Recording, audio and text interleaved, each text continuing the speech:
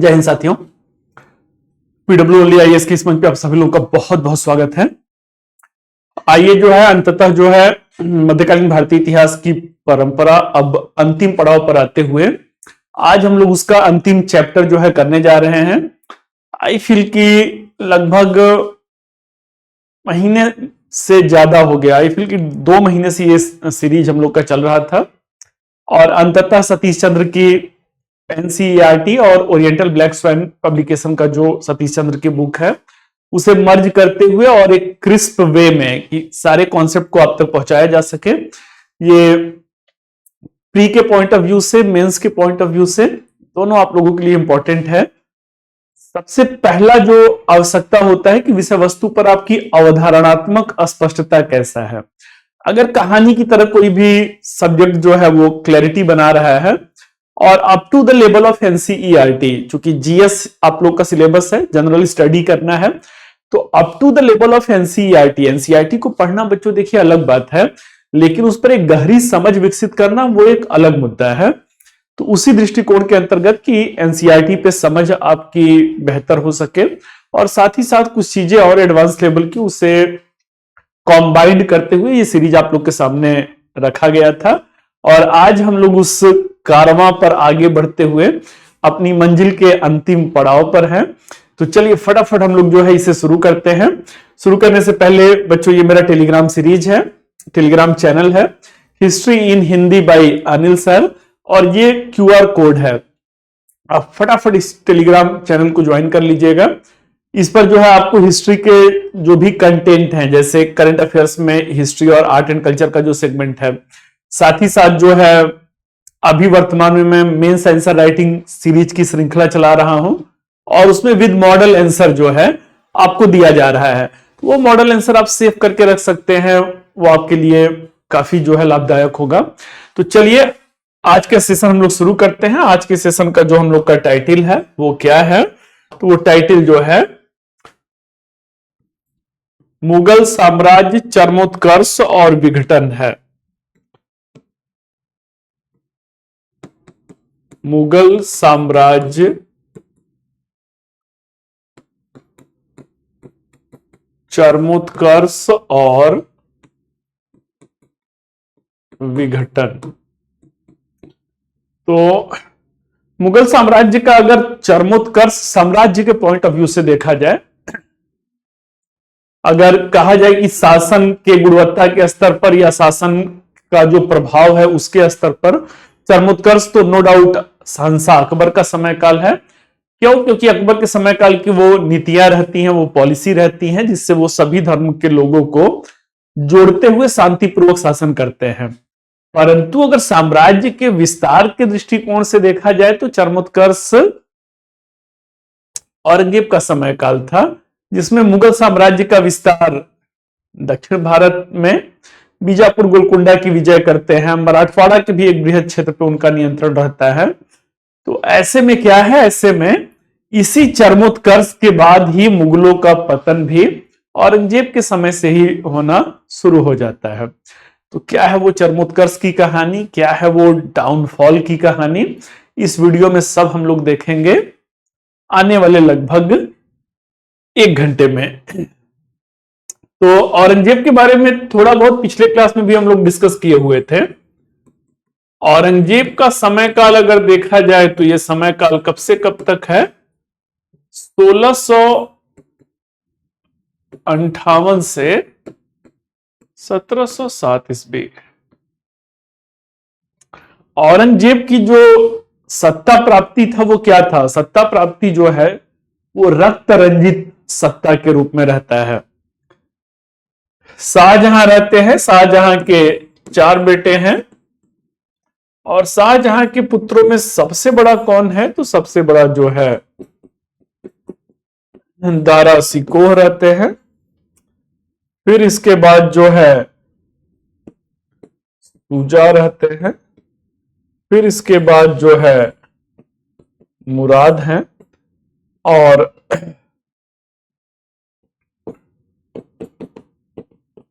औरंगजेब, ये 4 पुत्र जो है शाहजहां के, दारा सिकोह जो रहते हैं वो क्या रहते हैं, तो दारा सिकोह बड़े पुत्र के साथ साथ जो है सत्ता के दावेदार रहते हैं, सत्ता के दावेदार, और अपने उदार और धर्म सहिष्णु दृष्टिकोण से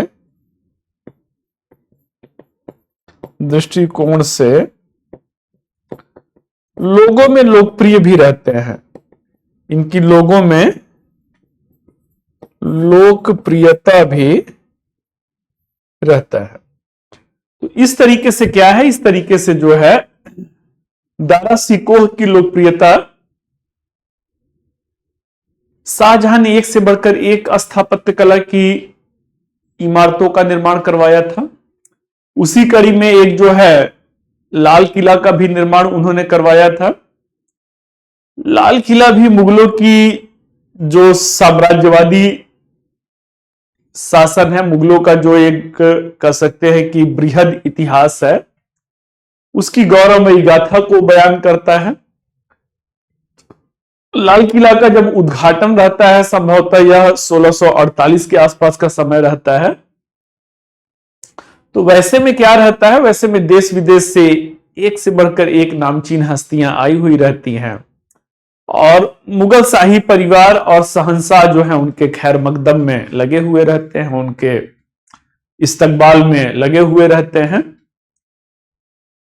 चूंकि हो भी क्यों नहीं भाई, मुगल साम्राज्य के एक नवीन किला और जो भी राजधानी के रूप में वो मुख्य किला है, दिल्ली का लाल किला, लाल बलुआ पत्थर से बना हुआ यह किला, क्योंकि उद्घाटन है चमचमाती हुई पत्थरों के साथ, आम जनता का हुजूम भी जो रहता है वो चांदनी चौक की सड़कों पर अपने शहंशाह या राज परिवार के लोगों का एक दीदार पाने के लिए उमड़ा हुआ रहता है। तो ऐसे में क्या है, ऐसे में जो है लोगों का जो हुजूम है, इन्हीं में से सब कोई जो है खासम खास के ही खैर मकदम में व्यस्त रहते हैं। एक दारा सिकोह रहते हैं जो क्या करते हैं, तो जो चांदी के सिक्के बोरियों में भरवा करके अपने रथ पर बैठ करके जाते हैं और लोगों के बीच में उन सिक्कों को उछाल करके इस राजकीय उत्सव का जो है वो जश्न आम जनता के साथ मना रहे होते हैं। ये कुछ उनका जो डाउन टू अर्थ नेचर था, लोगों से जुड़ने की जो उनकी कला थी, वही उनकी लोकप्रियता का कारण था। ये वही दारा सिकोह हैं जिन्होंने उपनिषद धर्म ग्रंथों का अनुवाद जो है सिर्रे अकबर के नाम से करवाया था। तो इनका धर्म सहिष्णु दृष्टिकोण भी रहता है, जिज्ञासु प्रवृत्ति के रहते हैं। अब कुल मिलाजुला करके क्या होता है, तो एक ये पृष्ठभूमि बताया कि सत्ता के दावेदार बड़े पुत्र होने के नाते रहते हैं, इनके अंदर योग्यता भी रहता है, गुण भी रहता है। लेकिन इसी दौरान जो है शाहजहां का क्या होगा, शाहजहां का जो है खराब स्वास्थ्य होगा। शाहजहां का जो खराब स्वास्थ्य है वो किसकी ओर ले जाएगा भाई, तो वो जो है उत्तराधिकार का जो संघर्ष है उस ओर लेकर के जाएगा। जो उत्तराधिकार का संघर्ष है उस तरफ लेकर के जाएगा। उत्तराधिकार का संघर्ष कब से शुरू होता है, तो उत्तराधिकार का संघर्ष 1656 से 1658 ईस्वी के मध्य शुरू होता है। 1656 से 1658 ईस्वी के मध्य शुरू होता है। 1656 से शुरू होता है, 2 वर्षों तक ये उत्तराधिकार का संघर्ष चलता है। अब इसमें औरंगजेब क्या है, तो औरंगजेब अपनी क्रूरता का, अपनी, अब उसे कूटनीतिक तो बच्चों नहीं कर सकते हैं, भाइयों के झगड़ों में उसे डिप्लोमेसी तो नहीं कर सकते हैं, उसे अब कौन सा शब्द दिया जाए, तो कुल मिला जुला करके बच्चों कोई सकारात्मक शब्द नहीं ही दिया जा सकता है। कुछ नकारात्मक ही ढूंढना होगा। तो अपनी जो क्रूएल्टी की सारी हदें होती हैं, अपनी जो है, अब क्या बोला जाए, जो भी समझ लीजिए, तो ऐसे में उन सारी हदों को पार करते हुए क्या करते हैं, एक जो कहा जाता है ना, चुन चुन करके मारना जो है, तो उसने जो है अपने सभी भाइयों की हत्या कर दिया, अपने सभी भाइयों की हत्या कर दिया। ये बच्चों कहानी सुनाने का क्या तात्पर्य है कि औरंगजेब जब दूसरों के प्रति क्रूर होगा, औरंगजेब के बारे में आप यही सुने होंगे, कट्टर धार्मिक नीतियां थी, मंदिरों को तोड़वाया था, और भी कुछ रेडिकल्स जो उसके फोर्सफुली कन्वर्जन ऑफ रिलीजन है। उन सारी चीजों को समझने से पहले आपको यह समझना होगा कि कट्टर धार्मिक नीतियां तो वो बात की बातें हैं, वो अपनों का भी नहीं था। अपनों के प्रति सही रहता तब माना जाता ना कि गैरों के प्रति जो है वो क्रूर है। वो तो अपनों के प्रति बच्चों जो शुरुआत ही कहानी की होती है, वो रक्त रंजित सत्ता, अपने ही भाइयों को मार करके सत्ता पाने के साथ कहानी की शुरुआत होता है। दारा सिकोह के साथ तो बेटा इस हद तक वो क्रूरता करता है। जनता में क्या है, जनता में दारा सिकोह का बहुत ही सकारात्मक जो है, अभी मैंने कहा लोकप्रियता है। उस दारा सिकोह को वो जब कैद करता है तो खुलेआम सड़कों पर कोड़े मरवाता है। बाद में फिर क्या होता है, बाद में जो है दारा सिकोह की गर्दन काटकर उसे थाली में रखकर अपने वालिद शाहजहां को पेश किया जाता है। अच्छा, भाइयों के प्रति क्रूर था भाई, और इसी क्रूरता की जो हद है वो क्या है, तो इस क्रूरता की हद यहां तक है कि उन्होंने अपने वालिद शाहजहां को ही कैद कर लिया, और कैद करके इन्हें कहां पे रखते हैं, आगरा के लाल किले में, जहां पे जिसे अकबर ने बनवाया हुआ था। तो इस तरीके से क्या है, इस तरीके से सत्ता को पाने के लिए किसी भी हद तक गिर जाने का एक उदाहरण है। अब यहां से कहानी शुरू होता है 1658 से। औरंगजेब अब एक शासक बन चुके हैं और अपने राज्यारोहण के साथ उनकी राजनीतिक इतिहास की कहानी और उनके जो है अन्य जो सामाजिक आर्थिक धार्मिक नीतियां हैं उसकी कहानी शुरू होती है। इसमें बच्चों एक उनका जो सत्ता संघर्ष हो रहा है वो तो आपने देखा, दूसरा जो है दक्षिण में मराठों के साथ संघर्ष है। औरंगजेब और दक्कन नीति है। औरंगजेब और दक्कन नीति में एक दक्षिण भारत में चरित्र हैं छत्रपति शिवाजी महाराज और मराठे। छत्रपति शिवाजी महाराज और मराठे। तो इस चरित्र के अंतर्गत क्या है भाई, तो इस चरित्र के अंतर्गत दक्षिण भारत में मराठे कभी, अच्छा थोड़ा सा शिवाजी के बारे में भी जानना जरूरी है। शिवाजी के जन्म के वर्ष के संदर्भ में बच्चों थोड़ा बहुत इतिहासकारों में मतभेद है। तो एक कथन के अनुसार 1627 में उनका जन्म हुआ था। इनके पिताजी शाहजी भोसले होते हैं और शाहजी भोसले कभी जो है मुगलों की सेवा में रहते हैं। मुगलों की सेवा में रहते हैं मींस की उसके बाद फिर जो है बीजापुर की सेवा में रहते हैं। माता का नाम, छत्रपति शिवाजी की माता का नाम जीजाबाई रहता है। बचपन से ही बहुत महत्वाकांक्षी रहते हैं। इनके दादा कोंडदेव रहते हैं। तो इस तरीके से जो महत्वाकांक्षा रहता है, जैसे ही धीरे धीरे किशोरावस्था में आते हैं, अब इनका भी मराठवाड़ा क्षेत्र में प्रभुत्व जो है बढ़ना शुरू होता है। मराठवाड़ा क्षेत्र में प्रभुत्व जो बढ़ना शुरू होता है तो छत्रपति शिवाजी की प्रारंभिक सफलताएं, मतलब प्रारंभिक सफलताओं के बाद ही औरंगजेब से टकराहट होगा। तो प्रारंभिक सफलताएं क्या हैं भाई, तो प्रारंभिक सफलताएं जो हैं शिवाजी ने किसको जीत लिया था? तो शिवाजी ने तोरण को जीत लिया, शिवाजी ने चाकन को जीत लिया। तोरण का किला जीत लिया, शिवाजी ने चाकन का किला जीत लिया। सिंहगढ़ का जो किला रहता है वो बीजापुर से जीत लेते हैं, सिंहगढ़ का किला इसकी विजय करते हैं। तो धीरे धीरे मराठवाड़ा क्षेत्र में अपने प्रभाव में वो वृद्धि लाना शुरू करते हैं। 1658 तक स्थिति क्या होती है? 1657 तक औरंगजेब जो रहता है, भाई सत्ता संघर्ष है, तो औरंगजेब जो है वो दक्कन का सूबेदार है। औरंगजेब दक्कन का सूबेदार है।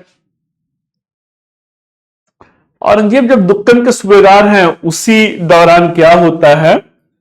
1658 ईस्वी तक शिवाजी 40 किले जीत चुके हैं। 40 किले जो हैं जीत चुके थे। और इसके साथ साथ जो है मुगल प्रदेशों में लूट की घटनाएं, मुगल प्रदेश में लूट की घटनाएं हो रही हैं। ऐसे में दक्षिण भारत की यदि जरा स्थिति को समझना है कि जब मराठवाड़ा क्षेत्र में शिवाजी अपना प्रभाव का विस्तार कर रहे हैं, तो दक्षिण का सिनेरियो क्या है? तो दक्षिण का सिनेरियो जो है, अब ये कौन सा क्षेत्र है? ये जो है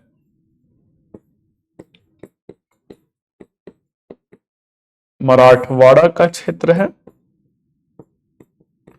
ये जो है कर्नाटक का क्षेत्र जो है वो बीजापुर है।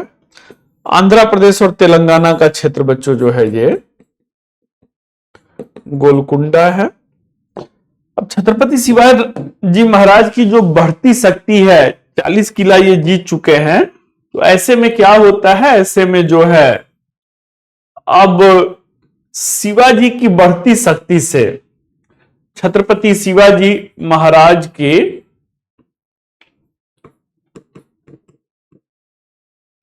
बढ़ती शक्ति से कौन चिंतित होता है भाई? तो बीजापुर राज्य सशंकित होते हैं। बीजापुर राज्य जो है वो सशंकित होते हैं और अफजल खान को भेजा जाता है कि शिवाजी को दबा दिया जाए। किसे भेजा जाएगा? अब बीजापुर जो है अफजल खान को शिवाजी का दमन करने के लिए भेजा जाएगा। अफजल खान को कब भेजा जाता है? तो 1659 ईस्वी में 10,000 घुड़सवार के साथ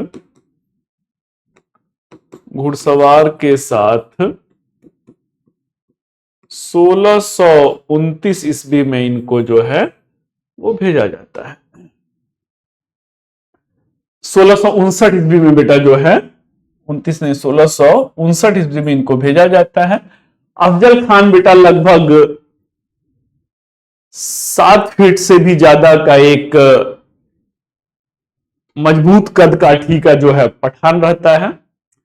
उसके बारे में बच्चों मशहूर रहता है कि जिसे एक बार अपने बाजुओं में जकड़ लेता था, बाजुओं में वो ताकत थी कि जिसे एक बार जकड़ लेता था, मरने के बाद ही उसे छोड़ता था। तो इस तरीके से क्या होता है? इस तरीके से अफजल खान शिवाजी को डराने के लिए अपना जो है मराठवाड़ा क्षेत्र में लूटपाट करता हुआ, मंदिरों को तोड़ता हुआ, बस्तियों को जलाता हुआ आगे बढ़ता है कि शिवाजी आमने सामने के युद्ध में उसके सामने आए या डर कर उसके सामने समर्पण कर दें।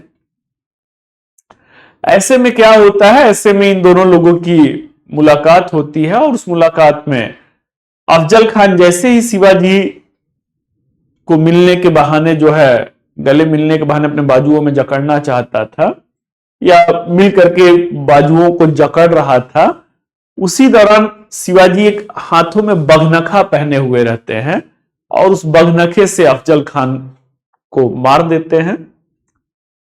अफजल खान को मारा जाना जो है दक्षिण भारत में जो है शिवाजी की प्रतिष्ठा में बहुत ज्यादा वृद्धि होता है। अफजल खान की छत्रपति शिवाजी महाराज जो है महाराज द्वारा क्या होगा भाई, हत्या होगा और दक्षिण भारत में इनकी लोकप्रियता या प्रसिद्धि बहुत ज्यादा बढ़ जाएगा। अब यहीं से, चूंकि औरंगजेब अब बादशाह बन चुका है, औरंगजेब दक्कन का सूबेदार था, तो उस समय भी शिवाजी की चुनौती को वो भाप चुका था। तो अब जाकर के क्या होगा, अब जाकर के मुगलों से आमना सामना होना शुरू होगा। 1660 ईस्वी का समय होगा और 1660 ईस्वी में औरंगजेब क्या करेंगे, औरंगजेब अपने मामा शाइस्ता खान को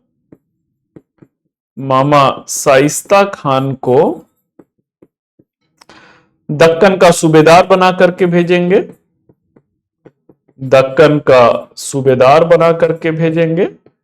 शाइस्ता खान 1.5 लाख की सेना के साथ, 1.5 लाख की भारी भरकम सेना के साथ पूना में शिविर लगाते हैं। बड़े बड़े सूरमाओं के लिए बेटा ये जो सेना, आज भी 1.5 लाख की सेना बेटा बहुत, एक जगह पे बहुत मायने रखती है। उस जमाने में जब युद्ध 10,000 20,000 के सैनिक संख्या से लड़े जाते थे, चूंकि मुगल केंद्रीय सत्ता है ना, केंद्रीय सत्ता है, तो 1.5 लाख की सेना इनके लिए भी एक बड़ी संख्या बल है। तो एक तरीके से मुगलों की शक्ति दक्षिण में उनकी उपस्थिति को दिखाने के लिए और शिवाजी की बढ़ती चुनौती के प्रति जो मुगलों की संजीदगी है कि कैसे उनके सत्ता को जो है कुचलना है या उनकी बढ़ती हुई शक्ति को कुचलना है, तो शाइस्ता खान के नेतृत्व में 1.5 लाख की सेना पुणे में अपना शिविर लगाती है। लेकिन जो कहा जाता है बच्चों ने कि विपत्ति जब आती है सच ही वो कायरों को दहलाती है,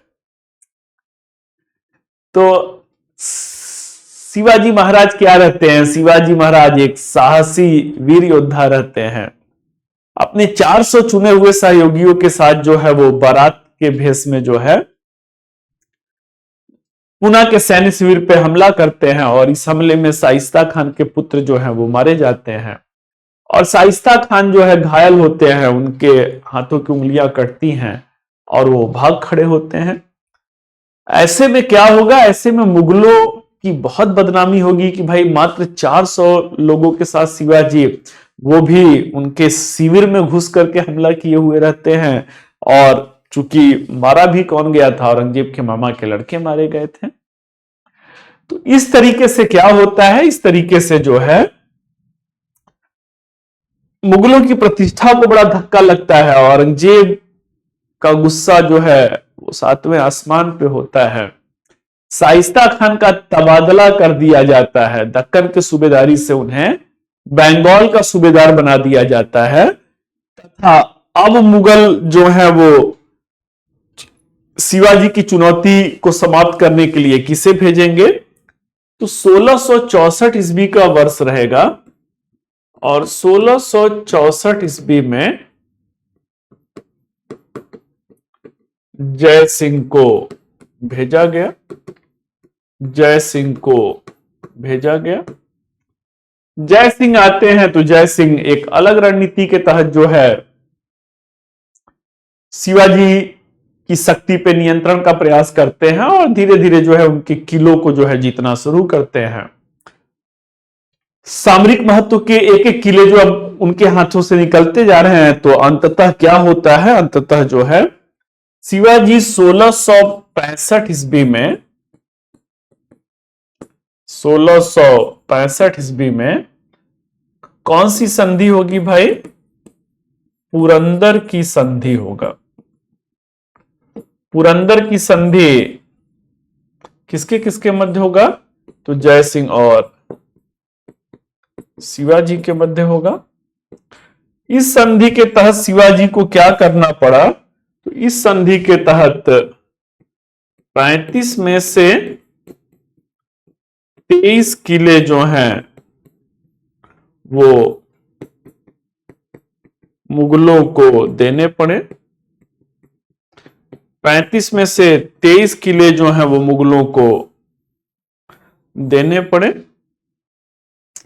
इस तरीके से क्या होता है, इस तरीके से शिवाजी की शक्ति कमजोर होती है और शिवाजी को आगरा चलने के लिए जय सिंह जो है वो मना लेते हैं कि एक बार चल के आगरा में औरंगजेब से जो है मिल लीजिए। शिवाजी जो है अपने पुत्र संभाजी, आज इस समय बेटा एक मूवी है बहुत ज्यादा लोकप्रियता प्राप्त कर रहा है, संभाजी पर बेस्ड है, छावा मूवी।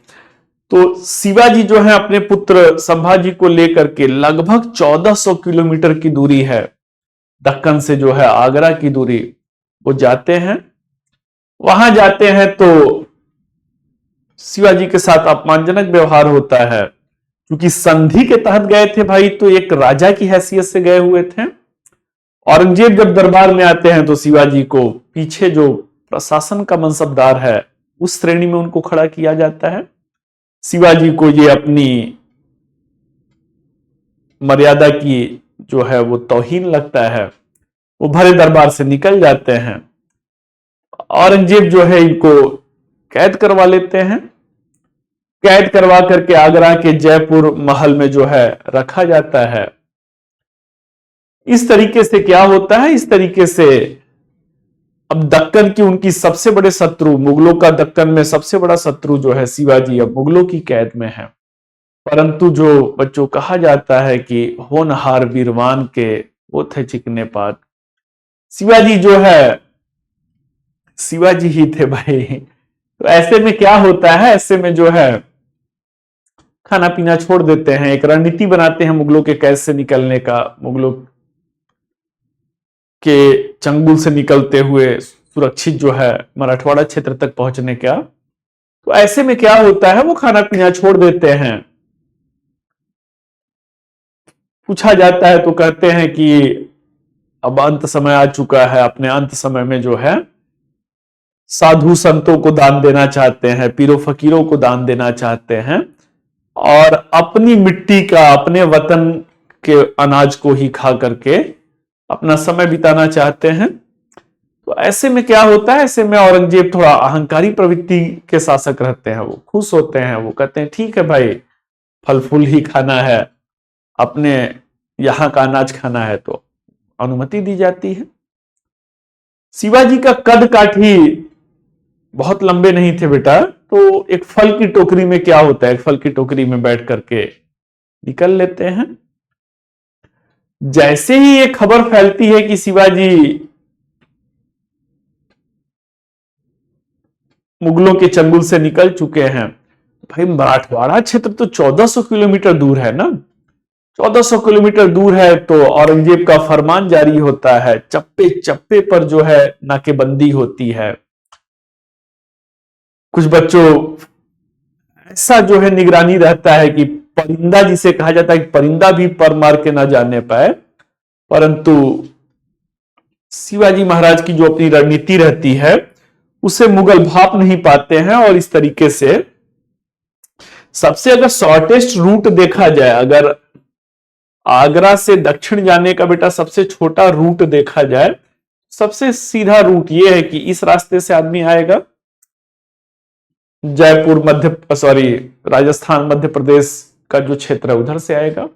शिवाजी ये वाला रूट फॉलो ना करके वो क्या होते हैं, तो वो आगरा से मथुरा, मथुरा से फिर इधर होते हुए जो है कानपुर, काशी मतलब बनारस, फिर गया, फिर इधर से होते हुए ये उड़ीसा, गोलकुंडा का क्षेत्र, बीजापुर का क्षेत्र और यहां से होते हुए सकुशल जो है मराठवाड़ा क्षेत्र में पहुंचते हैं।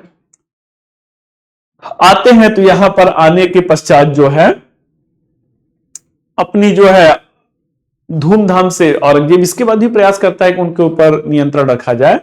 परंतु क्या होता है, 1674 ईस्वी में काशी के विद्वान जो रहते हैं गंगाधर से या गंगा भट्ट से जो है अपना राज्य अभिषेक करवाया, और इस राज्याभिषेक के साथ ये खुली चुनौती रहती है भाई कि मराठवाड़ा क्षेत्र में आ गया हूं, अगर फिर से कुछ कर सकते हैं तो करके दिखाइए। तो वो तो छल था भाई ना, पुरंदर की संधि होने के बाद एक राजा को कैद कर लेना, ये साम दाम दंड भेद की पराकाष्ठा है। तो ऐसे में शिवाजी 1680 ईस्वी तक जीवित रहते हैं, और जब तक जीवित रहते हैं सकुशल रहते हैं। 1680 ईस्वी में उनकी मृत्यु के बाद जो है 1680 से 89 जो है संभाजी महाराज रहते हैं। संभाजी महाराज, अच्छा इसमें अगली कहानी बच्चों क्या है कि शिवाजी के मृत्यु के बाद औरंगजेब 1682 ईस्वी में अपने विद्रोही पुत्र शहजादा अकबर जो रहते हैं उनका पीछा करते हुए दक्षिण पहुंचता है। दक्षिण पहुंचता है बच्चों, तो कहने के लिए उन्होंने औरंगजेब से लड़ने के लिए मराठों को, एक तस्वीर का पहलू यह है कि मराठों को नाको चने चबाने हुए। तस्वीर का दूसरा पहलू यह है बच्चों की शहंशाह हिंदुस्तान 1682 में खुद आता है। अहंकार के वसूभूत रहते हैं कि मराठों को कुचल देंगे। 25 साल बेटा कोई छोटा मोटा समय नहीं होता है। शायद जो आप लोग वीडियो देख रहे हैं अधिकांश की उम्र भी इतनी नहीं होगी। इतने सालों तक वो एक शक्ति को कुचलने के लिए औरंगजेब दक्षिण में रहता है। तो कहने का मतलब क्या है कि 1/4 शताब्दी जो है वो दक्षिण में रहता है। समस्या का समाधान तो छोड़िए बच्चों, समस्या और भी बढ़ती जाती है, और दक्षिण ही औरंगजेब की कब्रगाह बन जाता है। तो कहानी ये है भाई कि वो 8-9 सालों में जो है संभाजी को मान लीजिए किसी तरह से संगमेश्वर के किले से गिरफ्तार करते हैं। ये जो जय सिंह रहते हैं, जय सिंह ने ही पहली बार कहा था कि अगर दक्कन में मराठों की समस्या का समाधान ढूंढना है तो केवल मराठों पर फोकस मत कीजिए, संपूर्ण दक्कन पे नियंत्रण की नीति की बात की जाती है। जब तक संपूर्ण दक्कन जो है मुगलों का नहीं होगा, शिवाजी पर पूर्णतः या मराठों पर पूर्णतः नियंत्रण करना लगभग असंभव है। औरंगजेब उस समय इस बात को टाल देता है, लेकिन बाद में क्या होता है, बाद में जो है उसे जय सिंह की जो रणनीति रहती है उसकी उपयोगिता समझ में आता है, और इस कड़ी में बच्चों 1686 ईस्वी में औरंगजेब बीजापुर की विजय करते हैं। 1687 ईस्वी में गोलकुंडा की विजय करते हैं, और इसी के बाद फिर क्या होता है, संगमेश्वर के किला से 1689 में संभाजी महाराज को पकड़ा जाता है। संभाजी महाराज को भी बहुत ही दर्दनाक तरीके से मारा जाता है, और वो औरंगजेब का अपना तरीका रहता है।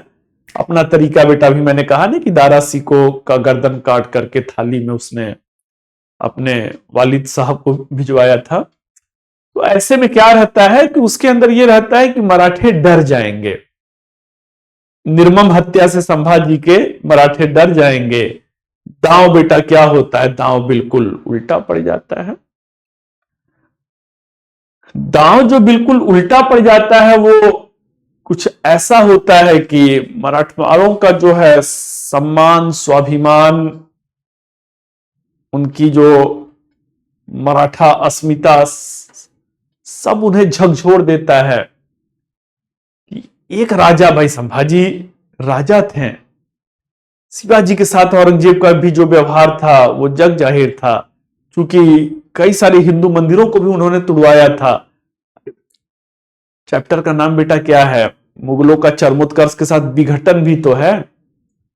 विघटन, इतना बड़ा साम्राज्य एवं ही थोड़ी ही बेटा जो है उसका पतन हो गया। कुछ तो कहानी रही होगी ना, कुछ तो ऐसी निशानियां औरंगजेब छोड़ा होगा जिसके वजह से चारों तरफ से यह होता है कि नहीं, इनसे मुक्ति पाना है, इनसे छुटकारा पाना है। तो संभाजी के साथ ऐसा व्यवहार। अब मराठों का अपना राष्ट्रीय स्वाभिमान जो है, मराठवाड़ा स्वाभिमान जागृत होता है कि एक राजा के साथ ऐसा व्यवहार।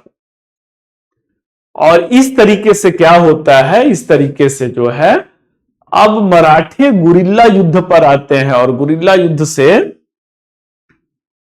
मुगल सेना को अब ऐसी एक अदृश्य शक्ति से लड़ना है जिसका न तो कोई निश्चित पता है, वो कहां से आते हैं, कब हमला करेंगे, हमला करके कहां चले जाते हैं, ये बेटा कोई ठौर ठिकाना नहीं था। मुगलों की राजधानी दिल्ली है बेटा, उत्तर भारत में, उत्तर भारत में मैदानी क्षेत्र है, आमने सामने के युद्ध में मुगल अपराजय थे। अब एक ऐसे क्षेत्र में है जहां की भौगोलिक स्थितियां अलग हैं, परिस्थितियां अलग हैं, लोगों का माइंडसेट अलग है। ऐसे में बेटा सब पा करके सब बर्बाद कर देना, अगर इस दास्तान को समझना है तो औरंगजेब की कहानी को समझना है। चरमोत्कर्ष पे पहुंच गए भाई ने, बीजापुर भी जीत लिया, गोलकुंडा भी जीत लिया। पतन की कहानी तो कहां से शुरू होती है, संभाजी महाराज के साथ क्रूरता की सारी हदें पार करने के साथ शुरू होती है। अब गुरिल्ला युद्ध होना शुरू होता है। संभाजी महाराज के बाद राजा राम आते हैं। राजा राम जो है वही गुरिल्ला युद्ध का नेतृत्व कर रहे होते हैं। कोल्हापुर रायगढ़ राजधानी रहता है छोड़ करके, कोल्हापुर और सतारा में छुप करके जो है मुगल चुनौती का, औरंगजेब की चुनौती का सामना करते हैं। फिर उसके बाद क्या होता है, राजा राम की भी मृत्यु होती है। औरंगजेब बहुत खुश होता है कि अब कोई मराठों में है ही नहीं जो चुनौती दे सके। परंतु यहां पे राजा राम की पत्नी ताराबाई हैं, ताराबाई औरंगजेब को ललकारती हैं और कहती हैं कि जब तक मैं हूं तब तक मराठवाड़ा का सपना मत देखना। संभाजी को जब मारा गया तो उनके पुत्र साहू और उनकी पत्नी येसुमती को भी मुगल कैद में रखा गया। तो ऐसे में ताराबाई अपने अल्प वयस्क पुत्र शिवाजी द्वितीय के नाम पर शासन करती हैं, मुगल सत्ता को चुनौती देती हैं। इसी दौरान बच्चों क्या होता है, इसी दौरान जो है औरंगजेब के विरुद्ध उत्तर भारत में भी विद्रोह शुरू होते हैं। जब औरंगजेब दक्षिण में रहते हैं तो उत्तर भारत में भी विद्रोह शुरू होते हैं। उत्तर भारत में जो विद्रोह शुरू होता है वो किस रूप में रहता है भाई? उत्तर भारत में जो विद्रोह शुरू होता है, कई सारे विद्रोह होंगे, जैसे कि अफगान विद्रोह है। अफगान विद्रोह भी जब शिवाजी से उनकी टकराहट चल रही थी उसी समय की घटना है। अफगान विद्रोह में कौन रहते हैं? तो अफगान विद्रोह में भागू के नेतृत्व में अफगानियों ने विद्रोह किया था। एक स्वतंत्र अफगान राज्य की स्थापना के उद्देश्य से स्वतंत्र अफगान राज्य की स्थापना का उद्देश्य रहता है। स्वतंत्र अफगान राज्य की स्थापना का उद्देश्य रहता है। इसके अलावा जो है जाट विद्रोह होता है।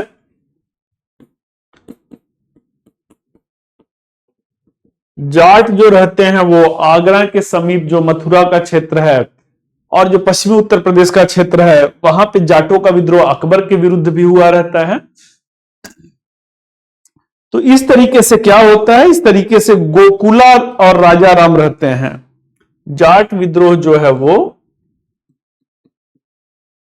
गोकुला और राजा राम के नेतृत्व में जो है वो होता है। इसके अलावा जो है सतनामी विद्रोह होता है।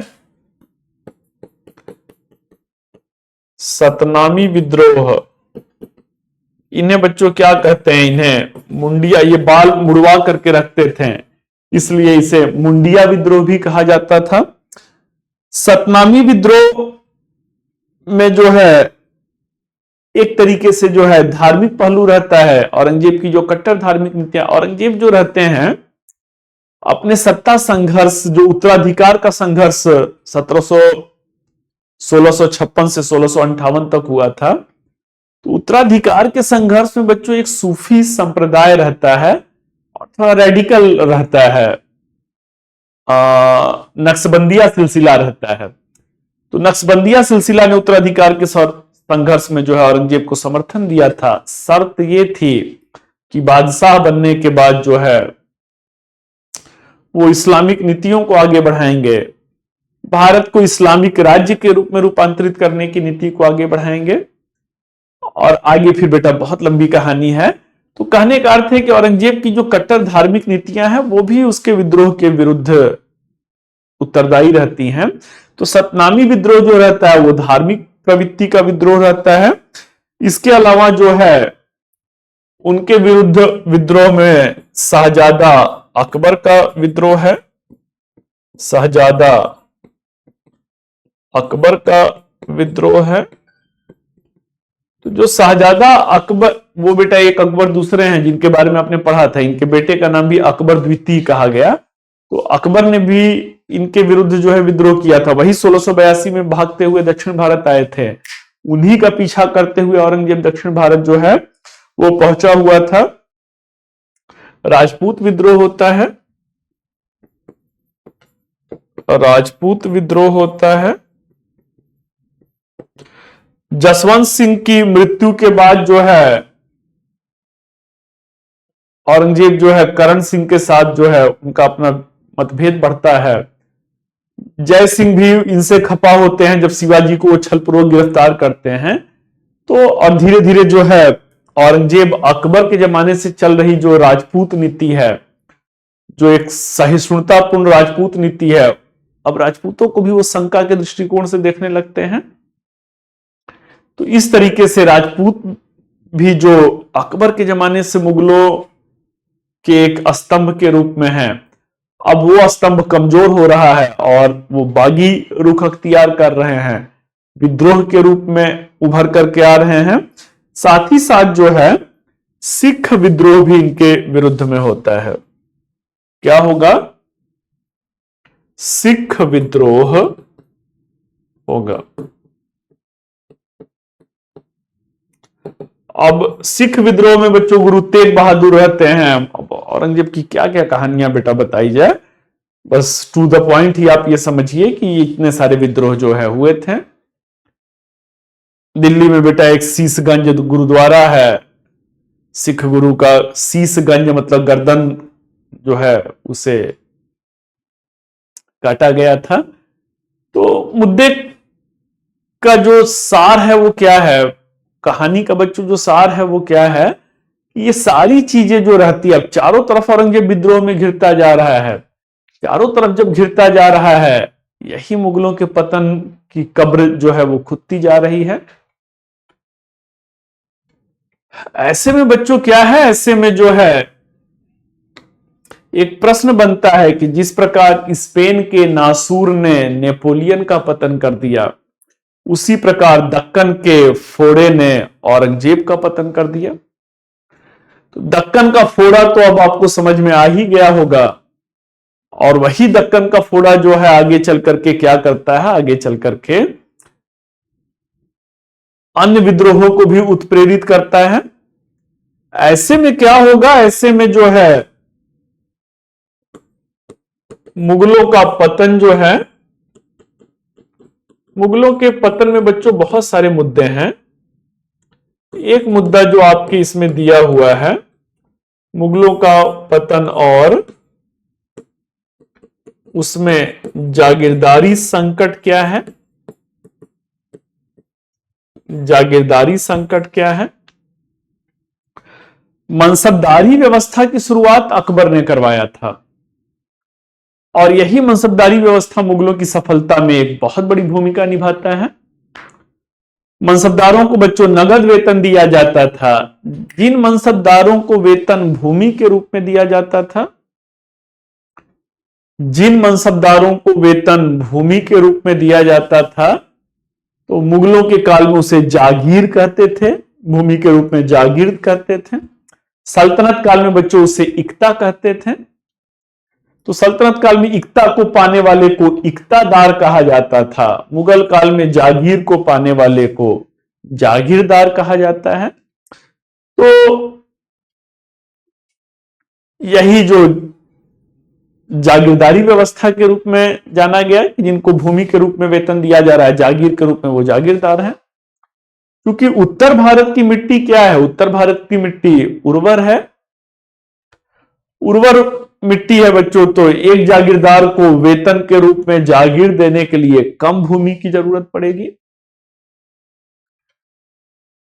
अभी मैं बताया 1682 में औरंगजेब दक्षिण में मूव करते हैं, और दक्षिण में भी बेटा छोटी मोटी संख्या नहीं रहती है, लगभग 6 लाख सैनिक रहते हैं।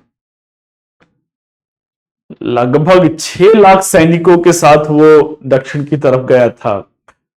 जितनी बेटा शिवाजी के पास सेना थी, या जितनी मराठों के पास लगभग 25,000 की सेना, उतना कहा जाता था कि उतने जो है मुगल सेना में जो है 6 लाख को बेटा रहने के लिए तंबू लगाने वाले 400 बाराती आते हैं शादी विवाह में बेटा, तो अब देखते हैं कितना बड़ा मजमा जो है वो लगाना पड़ता है। 6 लाख को खाना बनाने वाले, तंबू लगाने वाले, इतने संख्या में रसद सामग्री पहुंचाने वाले, तो जितनी मराठों की सेना थी उससे ज्यादा इनके यहां पे कहा जा रहा था कि बावर्ची थे, मतलब जो हेल्पिंग हैंड थे सेना के। तो कहने का अर्थ क्या है कि जब दक्षिण में औरंगजेब मूव करते हैं तो भाई बड़ी सेना संख्या के सैन्य बल के साथ जाते हैं। अब सैनिकों को क्या मिल रहा है, सैनिकों को जागीर मिल रही है, भूमि मिल रहा है। उत्तर में थे बेटा तो उत्तर में कम भूमि देना पड़ता था, और इतना ज्यादा औरंगजेब फंसे भी नहीं थे। दक्षिण में जब वो फंसते जाते हैं तो उनको एकमात्र आशा की किरण सैन्य बल की संख्या दिखता है, बड़े पैमाने पर सैनिक नियुक्त होते हैं। वेतन देने के लिए दक्षिण भारत की भूमि पर्वतीय भूमि है, जंगली भूमि है। अब इतनी बड़ी सेना संख्या है कि देने के लिए वेतन के रूप में जागीर ही नहीं बचता है।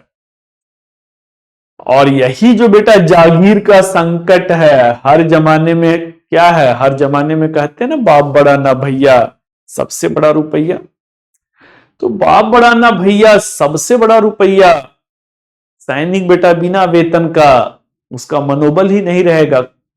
क्यों कोई अपनी जान की बाजी लगाएगा, सब रोजी रोटी का ही सवाल होता है ना। तो ये जो जागीरदारी संकट बेटा, ये हाइपोथेसिस सतीश चंद्रा की ही हाइपोथेसिस है। ये जो जागीरदारी संकट रहता है अंततः क्या होता है, अंततः जो है मुगलों के पतन में बहुत सारे कारण हैं। तो ये जो आपके सिलेबस में बुक में सतीश चंद्र की एनसीईआरटी में चूंकि उन्हीं का ये हाइपोथेसिस है, तो ये क्या है, ये जागीरदारी संकट है। अब आइए एक मुद्दा और दिया हुआ है, वो मुद्दा क्या है, तो अगला मुद्दा है शिवाजी और उनका प्रशासन। छत्रपति शिवाजी महाराज और उनका प्रशासन।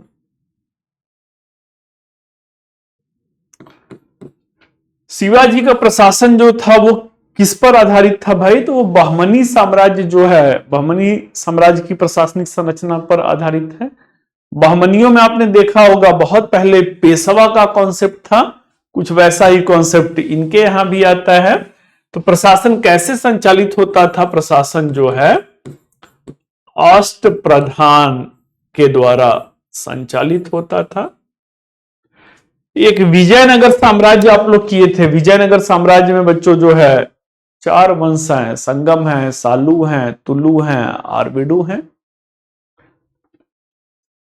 तो जो तुलु वंश है, तुलु वंश के कौन शासक रहते हैं, तो तुलु वंश के शासक जो है कृष्ण देव राय रहते हैं। तुलु वंश के शासक कृष्ण देव राय रहते हैं। कृष्ण देव राय का के दरबार में बच्चों अष्ट दिग्गज रहते थे। एक एक देखिए, यूपीएससी के एक एक शब्द पे आपको ध्यान से वो करना है। होता है कहना कि आप थोड़ा जल्दबाजी में जब मिलता जुलता शब्द मिलता है तो जो दिमाग में चल रहा होता है आप वही मान लेते हैं। यूपीएससी का गेम आप समझ ही रहे हैं। यूपीएससी का खेल आजकल स्टेटमेंट वाइज में चल रहा है। 3 स्टेटमेंट बना रहे हैं, फिर कह रहे हैं नीचे केवल एक सही, एक और 2 सही, 1 2 3, तीनों सही, उपयुक्त में से कोई नहीं। तो ध्यान रखना है, कृष्णदेव राय के दरबार में अष्ट दिग्गज थे। छत्रपति शिवाजी का प्रशासन जो है अष्ट प्रधान थे। 8 लोगों के द्वारा जो है, या 8 मंत्रियों के द्वारा यह प्रशासन जो है वो चलाया जा रहा था। तो इस अष्ट प्रधान में कौन है? तो इस अष्ट प्रधान में जो है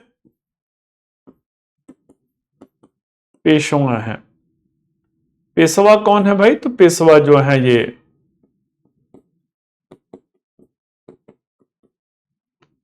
प्रधानमंत्री हैं। पेशवा कौन रहते हैं? पेशवा जो है प्रधानमंत्री रहते हैं। अगला कौन है भाई? तो अगला जो है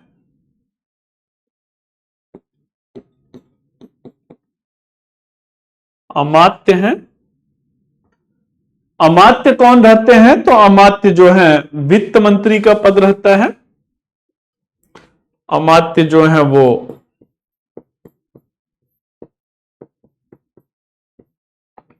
वित्त मंत्री का पद रहता है। तीसरे कौन रहते हैं? तो तीसरे जो हैं सचिव हैं। सचिव कौन है? तो सचिव जो है शाही पत्राचार विभाग को देखते थे।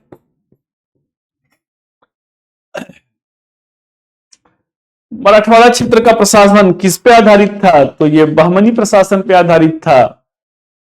या आगे चल करके उसी बहमनियों में बच्चों विखंडन होता है। महाराष्ट्र क्षेत्र में अहमदनगर रहता है। अहमदनगर में चांद बीबी जो रहती हैं वो अकबर से लड़ी रहती हैं। बाद में फिर मलिक अंबर रहते हैं।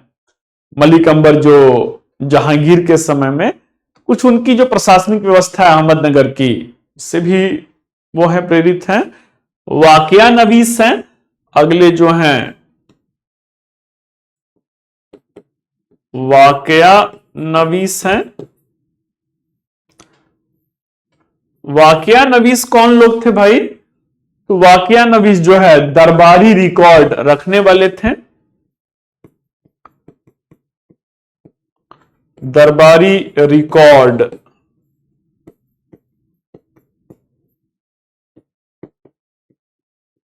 रखने वाले थे। अगले कौन है भाई? तो अगले जो हैं दबीर हैं। इसी दबीर को और क्या कहते थे? दबीर ही सुमंत भी कहे जाते थे। सुमंत जो है ये विदेश विभाग को देखते थे। अगले प्रमुख पदाधिकारी पंडित राव हैं।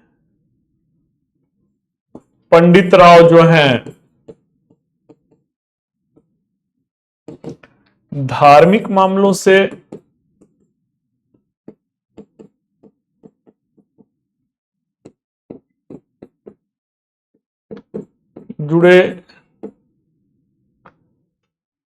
जुड़ा जो है पद रहता है।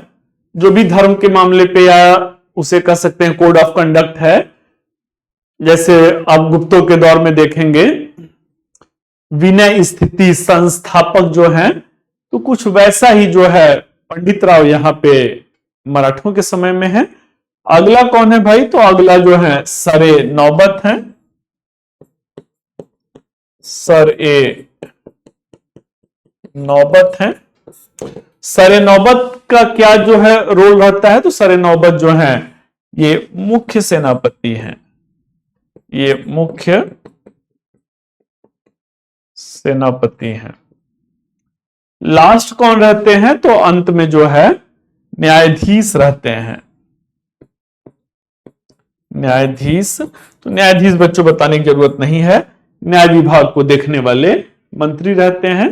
तो इस तरीके से क्या है, इस तरीके से ये शिवाजी महाराज और उनका जो है वो अष्टप्रधान, उनका प्रशासन जो है। तो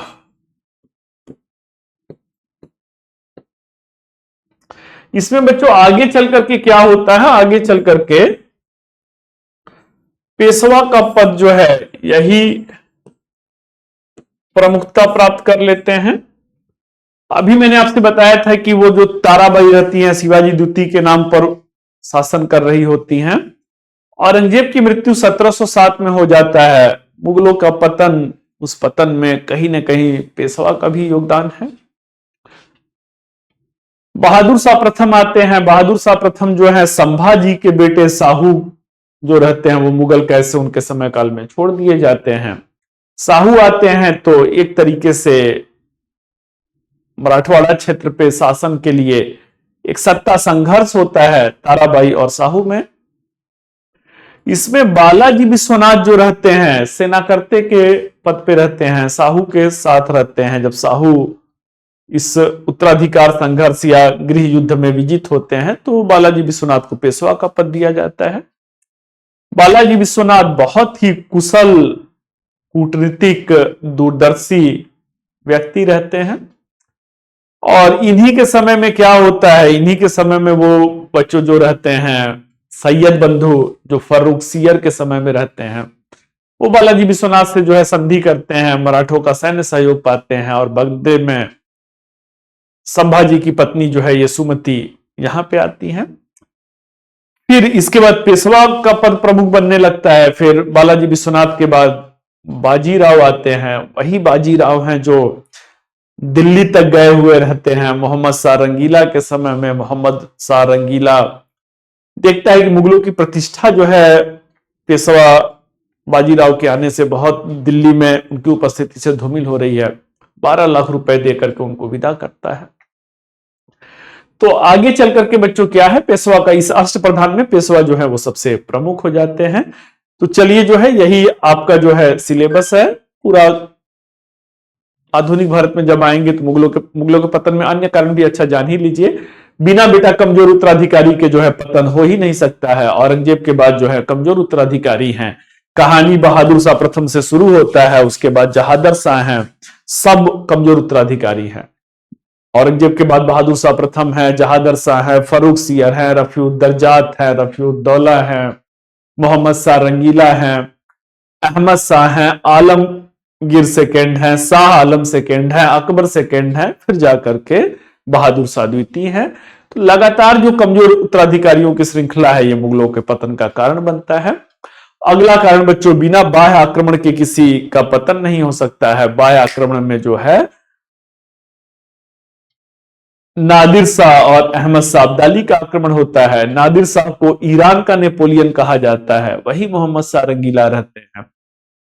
तो इस बाह्य आक्रमणों ने भी मुगलों के ढोल के अंदर पोल की कहावत को उजागर कर दिया और मुगलों का पतन होने लगा। ये कारण बेटा जो है जागीरदारी संकट मैंने बता ही दिया। तो ये सारे कुछ अन्य कारण रहते हैं जो मुगलों के पतन में उत्तरदायी रहते हैं।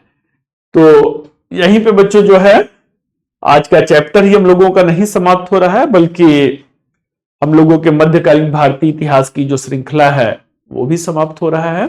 एक लंबा सफर आप लोगों के साथ ही संभव बैच में रहा।